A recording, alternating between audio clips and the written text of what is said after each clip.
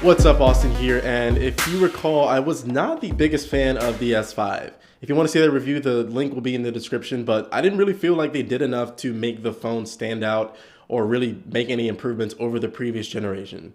Well, this year they did. The Galaxy S6 and the Galaxy S6 Edge, I think, are the best Android phones you can buy right now. So let me just get started by saying that these are the exact same phone. It's just that one has a curved screen and a slightly bigger battery, but that's about it. I considered doing two reviews, but I just couldn't find enough differences between the two to really warrant that. I know some other reviewers are probably going to hype up the curved screen, but in my honest opinion, there just isn't enough to actually set it apart from the Galaxy S6.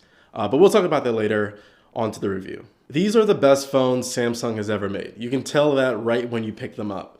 And yes, they are reminiscent of the iPhone, but at this point, who the hell cares? It's a beautiful combination of glass and metal. Again, you can feel the build quality right when you pick up the phone. It's really stunning. Both the front and the back of the devices are completely covered in Gorilla Glass 4, and the edges are metal. I particularly like the regular S6. It's comfortable to hold. A problem that I had with another similar phone was that the sides were just too rounded and the phone was too slippery. Well, here they flatten out the edges on the side, and it makes the world of a difference.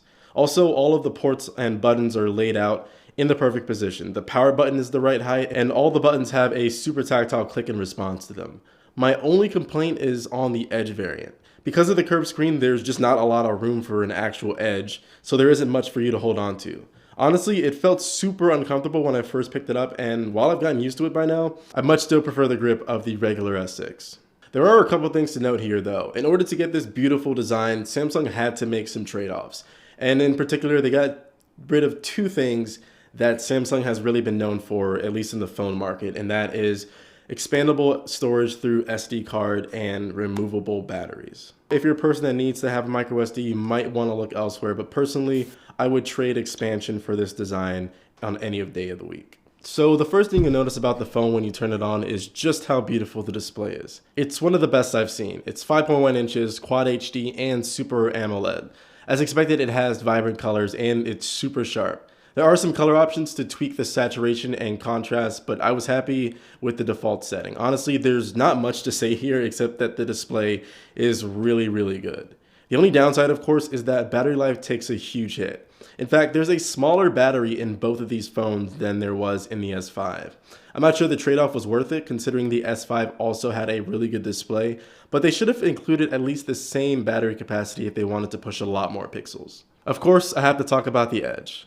I think the curved screen looks cool and feels cool when you're swiping in from the sides, but it doesn't really offer any new functionality. Like I mentioned in my previous video, you basically get the same features as the Note Edge. The only real notable one is that if one of your favorite contacts calls you, the edge of the screen will light up a certain color depending on which contact it is. The only thing is, I don't know anyone that keeps their phone face down lying right on the screen. I mean, really. Plus, for some reason, it only lights up on one side, which I find pretty stupid. The curved screen is nice, and you can decide for yourself whether or not it's worth the $100, but it doesn't offer much in terms of functionality. I'm not saying it's a gimmick or anything, but right below the display is the fingerprint reader, and it is a million times better than the one on the S5.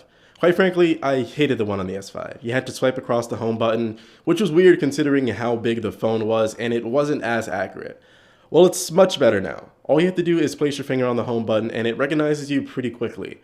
I don't think it's as fast as Touch ID, but it's fast enough for it to work comfortably. In fact, I think the only thing slowing it down is the animation itself and not the actual performance of the phone or the sensor. Speaking of sensors, the S6 has a gigantic protruding 16 megapixel camera on the back, and it's amazing.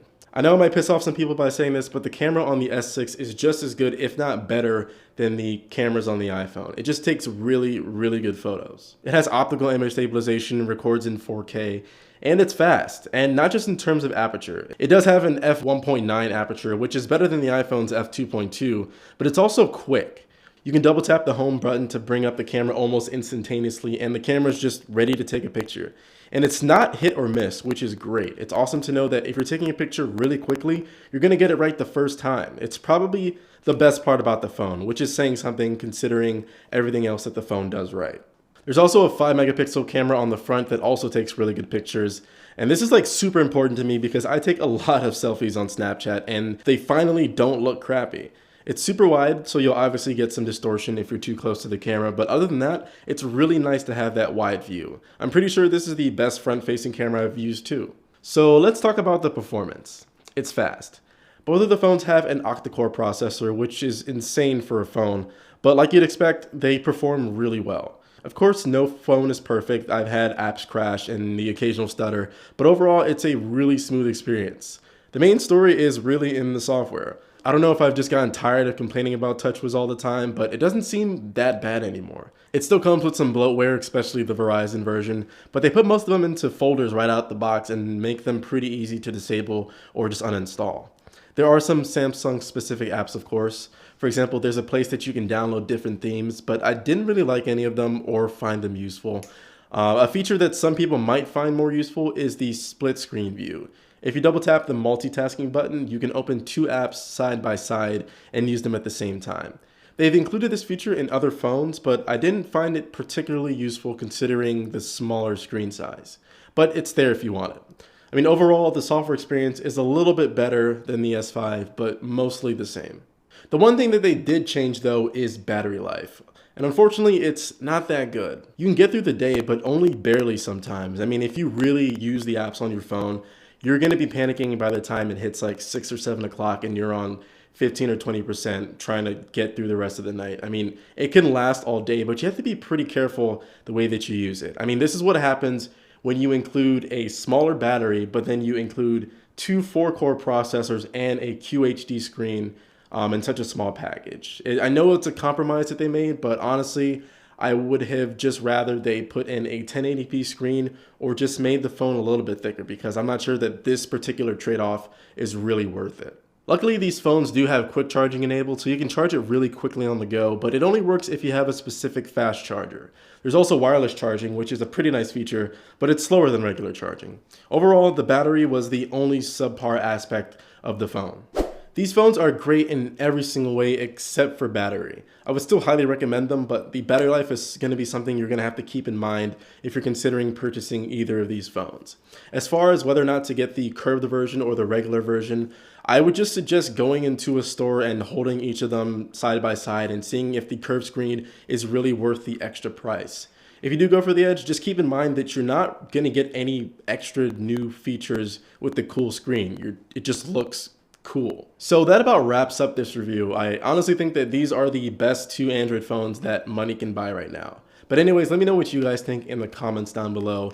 Be sure to hit that thumbs up button if you enjoyed the video, and subscribe if you haven't already to catch all of my latest videos. As always, thank you guys so much for watching, and I'll catch you in the next one.